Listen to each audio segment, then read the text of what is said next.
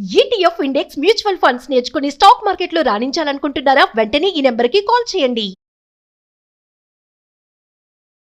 నమస్తే, welcome to Suman TV. నేను పద్మిని. ప్రస్తుతంతో పాటు ప్రముఖ పంచాంగకర్త, వాస్తు జ్యోతిష పండితులు, హస్త సాముద్రిక నిపుణులు మేడికొండూరు విశ్వనాథ్ ప్రసాద్ గారు ఉన్నారు. మాట్లాడదాం. నమస్కారం అండి. ఓం మాతా పితృగురుభ్యో నమః. నమస్కారం. సార్, ముందుగా మీకు మహాశివరాత్రి శుభాకాంక్షలు సార్. మీకు కూడా. మహాశివరాత్రి విశిష్టమైన పండుగల్లో ఇది ఒకటని ఖచ్చితంగా చెప్పుకోవచ్చు. ఉపవాసం అంటే ఏకాదశులకు ఉపవాసం ఉండేది ఉంటాం, కానీ ఈ ప్రత్యేకంగా శివరాత్రికి అయితే ఉండటం, జాగరణ చేయటం అనేది ప్రత్యేకంగా మనకి శాస్త్రం పెట్టినటువంటి అంశాలు. మరి ఈ శివరాత్రికి ఉన్నటువంటి వైశిష్ట్యం ఏమిటి? అలాగే అభిషేక ప్రియ శివ అని అంటూ ఉంటారు కదా, అంటే శివుడు అంత అభిషేక ప్రియుడని ఎందుకో, అసలు దానికి ఏమిటి రీజన్? దీని వెనకాల ఏదైనా సైంటిఫిక్ రీజన్ కూడా ఉందా? ఎందుకంటే ఏదైనా పెట్టారు, ధర్మం ఏదైనా మనకి ఇంట్రడ్యూస్ చేసింది ఇటువంటివి అంటే దాని వెనకాల ఎంతో కొత్త కోణం ఉంటుంది, సైంటిఫిక్ కోణం ఉంటుంది కదా, అది తెలుసుకోవాలనుకుంటున్నాను. అభిషేకం మరి చేస్తే స్వామికి ఆయన ఎలా అనుగ్రహిస్తారు? అలాగే నిషేధి కాలంలో స్వామివారి ఆరాధన చెయ్యాలి అని ప్రత్యేకంగా చెప్తారు మహాశివరాత్రి నాడు. ఎలా మరి ఆయనని ఆరాధించవచ్చు? ఇవన్నీ ఒక్కసారి మీ ద్వారా తెలుసుకోవాలనుకుంటున్నాను. శివరాత్రి, శివుని తత్వం, వీటన్నిటి గురించి శివపురాణం, లింగపురాణం, స్కందపురాణం, పద్మపురాణం వీటిలో వివరించబడి ఉంది. ముఖ్యంగా మన శివరాత్రి అనే పాయింట్ తీసుకుంటున్నప్పుడు మాఘమాసంలో బహుళపక్ష చతుర్దశి రాత్రిపూట ఉన్న రోజున మనం శివరాత్రికి సంబంధించి ఆ రోజు పండుగగా జరుపుకుంటాం. ముఖ్యంగా చతుర్దశి అనే పాయింట్ని మనం ఎందుకు తీసుకుంటున్నాం? మరొకటి తీసుకోవచ్చు కదా, త్రయోదశి అను తీసుకోవచ్చు. ఈ కారణం ఏమిటంటే ఇక్కడ 14 అనే నెంబర్కి ఒక ప్రత్యేకమైన విశిష్టత ఉంది. అదేమిటి అంటే మనలో ఉండే 5 జ్ఞానేంద్రియాలు, 5 కర్మేంద్రియాలు, 4 తత్వాలు, మనసు, బుద్ధి, దాని తర్వాత అహంకారము, చిత్తం, ఇవి 4 కలిపితే ఈ 14 తత్వాలు మనలో ఉండే మన తత్వానికి, మనం నిత్య జీవనంలో మనం సంచరించటానికి, లేదా మనం వ్యక్తీకరించటానికో, లేదా నిత్య దైనందిన జీవితం గడపటానికో వీటన్నిటికీ పనికొచ్చేవి 14 రకాల తత్వాలు. కర్మేంద్రియాలు, జ్ఞానేంద్రియాలు, ఈ చతుష్టాలు, ఇవి కలిపితే 14. ముఖ్యంగా అమావాస్యకి ముందు వచ్చే చతుర్దశి అంటే అమావాస్య రోజున మనకి ప్రత్యేకంగా మన ఒక మెడికల్ అస్ట్రాలజీ ప్రకారం ఏ జీవికైనా అమావాస్య రోజున బాడీ ఫ్లూయిడ్స్ అన్నీ చాలా చక్కగా సమతుల్యతతోటి పనిచేస్తూ ఉంటాయి అనేది మెడికల్ అస్ట్రాలజీ వారు నమ్మే విషయం. అదే పౌర్ణమి రోజున అసమతుల్యత ఉంటుంది అని. అమావాస్య రోజు తీసుకునే నిర్ణయాలు ఇవన్నీ చాలా మంచి ఫలితాలను ఇస్తూ ఉంటాయి. మూడవ పాయింట్ ఏమిటంటే చంద్రుడు అమావాస్య రోజు పూర్తిగా కనిపించడు. చతుర్దశి రోజు నామమాత్రంగా కొంచెంగా కనపడతాడు. అంటే చంద్రుడు మనస్కారకుడు. మనస్కారక సంబంధించి పూర్తిగా చంద్రుడు కనిపించకుండా ఉండటానికి ఒక్కరోజు ముందు రోజు ఈ 14 తత్వాలని ఏకీకృతం చేయటం వలన మనం ఏదైనా ఒక కోరిక కోరుకున్నప్పుడు, లేదా ఆధ్యాత్మిక పరంగా ఉన్నత స్థాయికి వెళ్ళటానికి, మనని మనం క్లీన్ చేసుకోవటానికి, అంతఃకరణ శుద్ధి ఏర్పరచుకోవటానికి ఈ చతుర్దశి అనేది చక్కగా ఉపయోగపడుతుంది. అందుచేత అమావాస్య ముందు వచ్చే చతుర్దశికి ఎక్కువ ప్రాధాన్యత ఉంటుంది. ఏ మాసంలో అయినా మరి ఏ మాసంలో అయినా మాస శివరాత్రులు చేసుకుంటాం కాబట్టి. కానీ ఇక్కడ మహాశివరాత్రి మాఘమాసంలోనే ఎందుకు చేస్తాం మరి అని అంటే, ఇక్కడ ప్రత్యేకంగా మాఘమాసంలో ఇదే సమయంలో ఉత్తరాయణ పుణ్యకాలం వచ్చిన తదుపరి, ఉత్తరాయణ కాలం తర్వాత వచ్చే మొట్టమొదటి అమావాస్య. ఉత్తరాయణ పుణ్యకాలంలో రవి, చంద్ర, భూమి, ఈ గ్రహాలు ఇవన్నీ ఒక సరళ పద్ధతిలో ఉంటాయి. ఈ సమయంలో సూర్యుడి నుంచి, చంద్రుడి నుంచి, అంటే ఆత్మకారక గ్రహం అయిన సూర్యుడు, మనస్కారక గ్రహమైన చంద్రుడు, ఇవి రెండు భూమికి సంబంధించి, భూమి మీద ఉన్న జీవులకు సంబంధించి చక్కటి అనుకూలమైన ఫలితాలు పొందటానికి అనువైన స్థితిలో ఉంటారు. అందుచేత మాఘమాసంలో వచ్చే చతుర్దశి రోజు, బహుళపక్ష చతుర్దశి రోజు మహాశివరాత్రిగా భావిస్తారు. మిగతా నెలల్లో బహుళపక్ష శివరాత్రి, బహుళపక్ష చతుర్దశి రోజున మాస శివరాత్రిగా చూసుకుంటారు. ప్రతి అమావాస్య ముందు వచ్చే ఈ 14 తత్వాలకి. ఇది కేవలం హిందూ సాంప్రదాయంలో మాత్రమే కాకుండా ప్రాచీన మతాలైన బౌద్ధ మతంలో కానీ, మిగతా వేరే ప్రాంతాల మయా నాగరికతలో కానీ ఈ మాఘమాసంలో వచ్చే ఈ చతుర్దశి దీనికి ప్రత్యేకంగా ఆరాధనలు చేయటం, వారిలో ఉన్న తత్వాల్ని, అంటే నెగిటివ్ తత్వాల్ని పోగొట్టుకోవటానికి, వారిని శుద్ధి చేసుకోవటానికి ఉపయోగపడే విధంగా ప్రతి చోట ఉత్సవాలు జరుగుతూ ఉంటాయి. ముఖ్యంగా చైనా పద్ధతుల్లో అయితే అక్కడ కూడా లింగాకార రూపాన్ని, ఆ రూపాన్ని వారు పూజించటం, ఆ రోజు వారు జాగరణ చేయటం లేదా ఉపవాస జాగరణాదులు ఇవన్నీ చేస్తూ ఉండటం అనేది చైనా సాంప్రదాయంలో కూడా ఉన్నది. ఇది కేవలం కంట్రీ వాళ్ళు మరి చేస్తారా? అది సెక్యులర్, అక్కడ ఉన్న ప్రజలు, ఇది వ్యక్తిగత ప్రజలకున్న వారికి నమ్మకాలు, ఇది రాజకీయపరమైన సిద్ధాంతాలు, వాళ్ళు తీసుకునే పద్ధతులు అవి డిఫరెంట్. కానీ జనాలు మాత్రం ఇలా శివారాధన చేస్తారా? లింగారాధన, లింగ రూపంలో ఉన్న ఆరాధన. ఇప్పుడు లింగము, ఇది శివలింగం, ముఖ్యంగా ఈ శివపురాణం ప్రకారం చెప్తున్నది ఏమిటంటే, బ్రహ్మ విష్ణుమూర్తుల మధ్య వాగ్వాదం జరుగుతున్న సందర్భంలో వారిద్దరి మధ్య ఏదో ఎవరు గొప్ప, ఒకరంటే ఒకరు గొప్ప అని ఏదో వాగ్వాదం జరుగుతూ ఉన్నప్పుడు లింగ రూపంలో శివుడు ఆవిర్భవించాడని, ఆ లింగ రూపాన్ని చూడటం కొరకు, ఆ ఆది అంతం చూడటం కొరకు బ్రహ్మ పై భాగానికి, విష్ణువు చివరి భాగానికి, కింద భాగానికి ఎక్కడ అది ఆది ఎక్కడ ఉందో అంతం ఎక్కడుందో తెలుసుకోవడానికి ప్రయత్నించారని, బ్రహ్మ పొరపాటున నేను పై భాగాన్ని చూశానని అబద్ధం ఆడాడని, ఆ విధంగా శివుడు బ్రహ్మదేవుడికి శాపం ఇచ్చాడని ఒక పురాణ కథనం. ఈ కథనం నుంచి అర్థమయ్యే విషయం ఏమిటంటే, దీని నుంచి ఉండే విషయం ఏమిటంటే, ఈ 3 తత్వాలకి, బ్రహ్మ విష్ణు రుద్ర తత్వాలకి, వీటన్నిటికీ కలగలిపిన రూపం లింగ రూపం. అందుచేత లింగం, శివలింగానికి సంబంధించి ప్రారంభం, శివలింగానికి సంబంధించిన కింద భాగం ఇది బ్రహ్మతత్వంగాను, మధ్య భాగం విష్ణుతత్వంగాను, పై భాగం రుద్రతత్వంగాను భావిస్తూ ఉంటారు. మనం చాలా సాంప్రదాయాల్లో, చాలా చోట్ల, చాలా విషయాల్లో గణపతి తత్వానికి సంబంధించి కొన్ని దేవాలయాల్లో పేరుకు మనం గణపతికి ఒక ప్రత్యేకమైన రూపాన్ని అనుకుంటాం, కానీ విఘ్నేశ్వరుడు అని పేరు అక్కడ రాసి ఉంటుంది, కానీ అక్కడ శివలింగం ప్రతిష్ఠించబడి ఉంటుంది. ఈ విధంగా ఒక్కొక్క ప్రతి తత్వానికి కూడా ప్రాచీన పద్ధతుల్లో, ముఖ్యంగా శైవిజం బాగా అభివృద్ధి అది అంతా విస్తృతంగా ఉన్న రోజుల్లో ప్రతి తత్వానికి లింగ రూపంలోనే పూజించే పరిస్థితి గతంలో ఉండేది. అసలు ఈ లింగ రూపం అనేది ఆ స్తూపాకారంగా ఎందుకున్నది అనేది చూసుకుంటున్నప్పుడు, మన శరీర తత్వానికి సంబంధించి మాత్రం తీసుకున్న అది ఒక రూపం. ఎలా అంటే, మన శరీరంలో 72,000 చిన్న నాడులన్నీ, నాడీ వ్యవస్థ ఉంటుంది. వీటిల్లో ప్రధానమైన నాడీ వ్యవస్థ ఇడ, పింగళ, సుషుమ్నా నాడి అనే వ్యవస్థ ఉంటుంది. ఇందులో ఇడ అనే నాడి, ఈ పింగళ అనే నాడి సూర్యచంద్రులకు సంబంధించిన వాటికి సంబంధించి సూచనలు అయితే, ఈ సుషుమ్నా నాడి అనేది అంతర్గతంగా మన వెన్నుపాముకి సమాంతరంగా ఉంటుంది. ఇందులో ఈ సుషుమ్నా, ఇది మామూలుగా మన మెడికల్ పద్ధతుల్లో, ఈ అనాటమీలో కనిపించని నాడులు.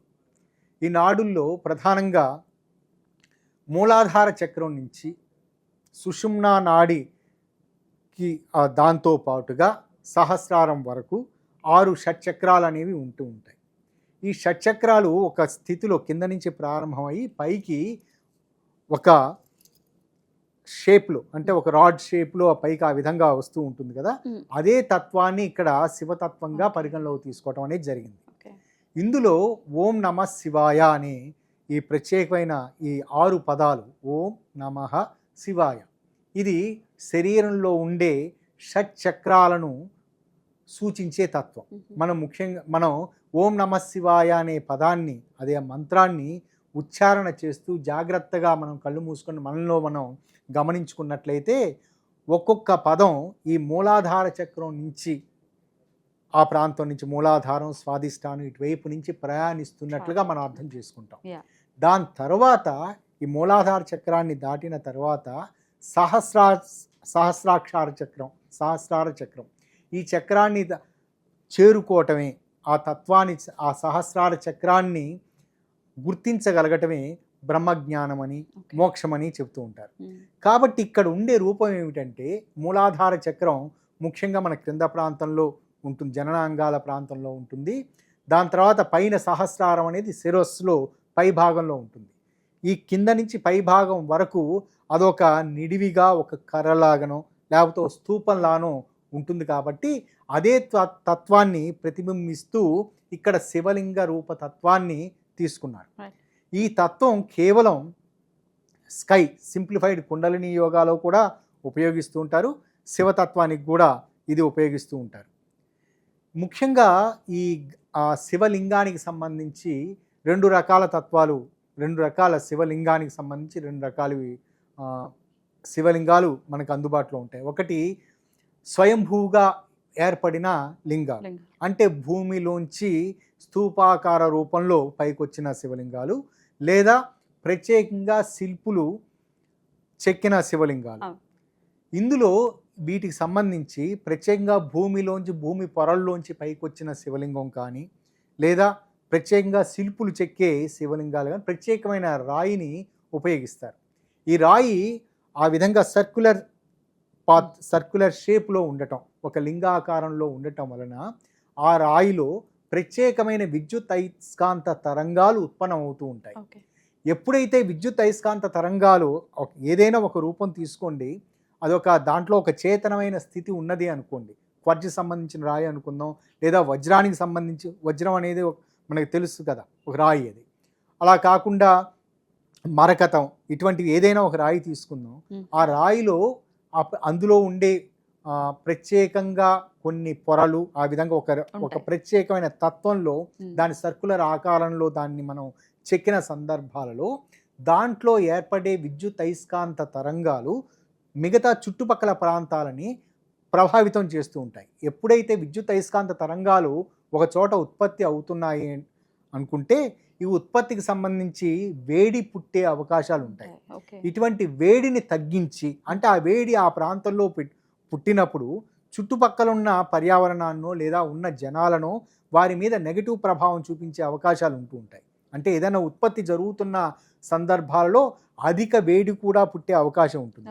ఇదే తత్వాన్ని ఇక్కడ అప్లై చేసుకుంటున్నప్పుడు పూర్వకాలంలో తయారు చేసిన ఈ శివలింగాలు కానీ, స్వయంభూలింగాలు కానీ, వాటి నుంచి వచ్చే విద్యుత్ అయస్కాంత తరంగాలు, అది పాజిటివ్ ఎనర్జీస్ మాత్రమే మనకి తాకాలి.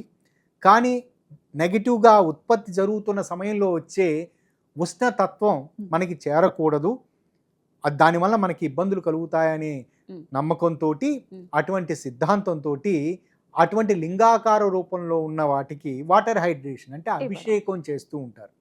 ఇది మామూలుగా మనకి సామాజికంగా అంచనా వేసుకోవలసిన విషయం. నిజానికి ఇక్కడ పురాణ విషయాలకు చూసుకుంటూ ఉన్నప్పుడు పురాణ తత్వంలో, శివ పురాణంలో వివరించిన విధంగా చాలా ఉగ్రతత్వం కలిగిన శివుడు ఉగ్రతత్వంలో ఉండటం, శివుడు ఆ రూపంలో రుద్రతత్వంగా, రుద్రుడు అంటే చాలా భయానకంగా, చాలా విపరీతమైన కోపంతో ఉన్న తత్వం, అటువంటి తత్వంతో అతను బ్రహ్మ విష్ణువులకు సాక్షాత్కరించారు అని, అది లింగ రూపంలో లింగ ఆవిర్భావం ఈ చతుర్దశి రోజు జరిగినదని నమ్మకం. ఈ ఉగ్రతత్వం నుంచి ఎవరైనా తీవ్రంగా ఉగ్రతత్వంలో తోటి ఉన్న సందర్భంలో ఇదే తత్వం, అందుచేత అభిషేకం తీవ్రమైన ఉద్వేగ తత్వంలో ఉన్నవారికి అభిషేకం చేయటం వలన వారికి కొంచెం స్వాంతన జరుగుతాయని అర్థం. అందుకనే శివుని రూపాలకు సంబంధించి మనం చూసుకుంటున్నప్పుడు గంగాదేవిని తల మీద పెట్టుకున్నాడు అనే ఒక వర్ణన ఆ విధంగా ఉండటం. ఎందుకు అంటే తీవ్రమైన ఉగ్రతత్వంలో ఉన్న వ్యక్తిని శాంతింపచేసే ఒక ప్రత్యేకమైన శక్తి గంగా శక్తి అని. ఈ తత్వాల కారణం చేత శివునికి పురాణ పద్ధతుల్లో అభిషేకం చేయటం, దాని తర్వాత మామూలుగా మనం చూస్తున్న సామాజిక పద్ధతుల్లో ఆలయ సాంప్రదాయాల్లో ఇటువంటి ఆ ప్రత్యేకమైన పాజిటివ్ ఎనర్జీస్ మాత్రమే మనకు పొందాలి, ఆ ఉష్ణతత్వం ఉండకూడదనే ఉద్దేశంతో మనం వాటికి అభిషేకం చేయటం అనేది జరుగుతుంది. Right sir. ఇందులో ఓం నమః శివాయ అనే ఈ మంత్రం ఇది జపిస్తూ ఉన్న సందర్భాలలో మనలో నిద్రాణంగా ఉన్న ఈ తత్వాలు, ఈ షట్చక్రాలకు సంబంధించిన తత్వాలు అవి క్రమంగా ప్రేరేపింపబడటం అనేది జరుగుతుంది. వీటన్నిటికీ ఈ ప్రత్యేకంగా ముందు వివరించినట్లుగా చతుర్దశి రోజున ఇవన్నీ చేయటం వలన ఏమిటంటే ముఖ్యంగా జాగరణ టైము ఆ రోజు చేయవలసినది ఉపవాసం. ఉపవాసం చేయటం వలన జిహ్వ చాపల్యాన్ని కొంచెం తగ్గించుకోవటం, కంట్రోల్లో పెట్టుకోవటం శరీరాన్ని, అలాగే బాడీకి కూడా ఒక గ్యాప్ ఇవ్వటం లాంటిది. అది సహజంగా ఆయుర్వేద పద్ధతుల్లో వీటిల్లో చెబుతుంటారు. యోగా పద్ధతుల్లో కూడా ఇటువంటి చతుర్దశి రోజున ఉపవాసం ఉన్న సందర్భాల్లో మనకి విష్ణు ఆరాధనకు సంబంధించి ఏకాదశి రోజు అని, దాని తర్వాత చతుర్దశి రోజు శివునికి సంబంధించి అని కొంత ఇటువంటి ఉపవాస కార్యక్రమాలు చేయటం వలన శారీరక శుద్ధి అంటే అంతర్గతంగా ఉండే శరీర అవయవాల శుద్ధి జరుగుతుంది అనేది ఒక ప్రత్యేకమైన నమ్మకం. ఈ మాఘమాసంలో వచ్చే చతుర్దశి రోజున ఉపవాసం ఉండటం వలన అటువంటిది జరుగుతుంది అని. రెండవది ముఖ్యంగా రాత్రిపూట లింగ ఆవిర్భావం అర్ధరాత్రి పూట జరిగింది అనేది ప్రత్యేకమైన నమ్మకం, పురాణ వచనం. ఆ సమయంలో ఓం నమః శివాయ అనే మన మంత్రాన్ని చదువుతూ ఉండటం వలన మనకి మన శరీరంలో ఉండే మిగతా అనారోగ్య సమస్యలు కావచ్చు, లేదా మానసిక అనారోగ్య ఇటువంటి సమస్యలను అధిగమించడానికి, మన తత్వాన్ని మనం అర్థం చేసుకోవటానికి అది ఉపయోగపడుతుంది. అందుకని ప్రత్యేకంగా అర్ధరాత్రి పూట నిషీధి కాలంలో ఆవిర్భావ సమయంలో ఓం నమ శివాయ అనే మంత్రాన్ని చదువుకోవటం, కుదిరిన సందర్భాల్లో లింగాభిషేకం చేయటం అనేది సాంప్రదాయంగా వస్తుంది. దానివల్ల చాలా ఉపయోగాలు ఉంటాయి. రెండవది లింగ పురాణం ప్రకారం ఇదే సమయంలో పార్వతీ పరమేశ్వరులకు వివాహం జరిగినది అనే ఒక ప్రత్యేకంగా కథనం కూడా లింగ పురాణంలో ప్రస్తావించబడింది. కాబట్టి చాలా దేవాలయాల్లో నిషిధి సమయంలోనే పార్వతీ పరమేశ్వరులు కళ్యాణం చేస్తుంటారు. ఇది మహాశివరాత్రికి సంబంధించిన విషయాలు. అప్పుడు ఇంట్లో కూడా చాలా మందికి ఇంకా సంశయాలు ఉన్నాయి, ఇంట్లో శివలింగం ఉండొచ్చా ఉండకూడదా ఇంకా అడిగే వాళ్ళు ఉంటారు. సో ఇంట్లో ఉన్న లింగానికి కూడా మనం చేసుకోవచ్చు కదా సార్ అభిషేకం ఓం నమ శివాయ అనుకుంటూ. ముందు ఇక్కడ ఇంట్లో శివలింగం ఉండొచ్చా ఉండకూడదా అనే పాయింట్కి వచ్చినప్పుడు మనం భగవంతునిగా రుద్రతత్వాన్ని శివుణ్ణి భావిస్తూ ఉన్నాం. రెండవది లింగ రూపంలో శివుడు ఉన్నాడు. లింగ రూపంలో శివుడు ఆ విధంగా ఒక రాయి కానీ ఏదైనా ఒకటి ఇది ఉన్నప్పుడు దాని నుంచి ఒక ప్రత్యేకమైన తరంగాలు ఉత్పన్నం అవుతూ ఉంటాయి. ఆ పాజిటివ్ తరంగాలు మనకి తాకాలి అనేది ప్రధానమైన ఉద్దేశ్యం. అది ముఖ్యంగా రాయితోటి చేసిన లింగం అయితే దాని నుంచి వచ్చే పాజిటివ్ తరంగాలు ఒక విధంగా ఉంటాయి. సాలగ్రామం కూడా ఆ విధంగానే గుండ్రటి రూపంలోనే ఉంటుంది.